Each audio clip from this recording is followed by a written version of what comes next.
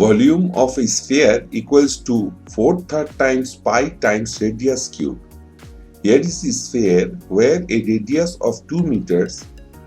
Fortunately, that is the only dimension we need to find its volume. Our formula says that the volume of a sphere is equal to 4/3 times pi times radius cube. Radius cube means multiply it by itself by 3 times. So we take 2 meter, multiply it by 2 meter, again multiply it by 2 meter, which equals to 8 meters cube. Next, we will multiply that by our approximation for pi, which is a natural number.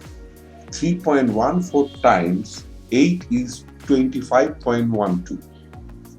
And last, we multiply that by 4/3, which is the same as multiplying by 4 then dividing by 3, which gives us a volume of 33.49 meters cube.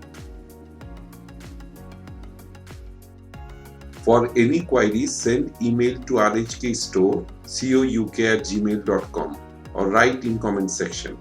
Please subscribe, give a thumbs up, do share, and do not forget to press the bell icon. Thank you for watching the tutorial. Stay home and stay safe.